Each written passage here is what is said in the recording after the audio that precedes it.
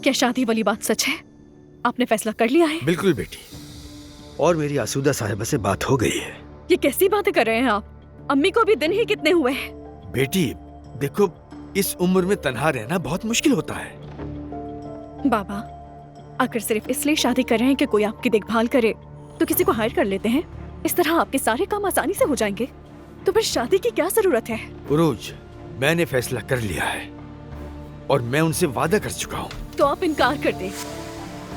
यहाँ क्या हो रहा है? बाबा जो शादी के बारे में कह रहे हैं, क्या वो ठीक है? तुम भी इनके फैसले में शामिल हो?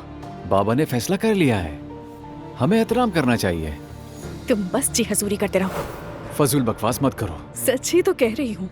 जानती हूँ कि तुम बाबा की हाँ में हाँ क्यों मिला रहे हो, क्योंकि कंपनी पर कब्जा करना चाहते हो। नियत मालूम है तुम्हारी। मेरी बात सुनो। चुप करो। तुम दोनों ही चुप हो जाओ। तुम दोनों को जरा भी शर्म नहीं है कि बाप बैठा हुआ है और तुम उसके सामने लड़ रहे हो? जरा भी शर्म नहीं है? तुम्हारा मसला क्या है?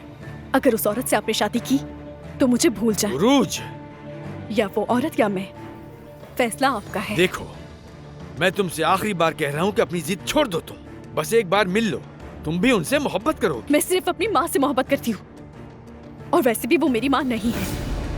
अब दोनों की मर्जी जो चाहे करें। उरूज, उरूज रुक जाओ, पहले मेरी बात तो सुनो।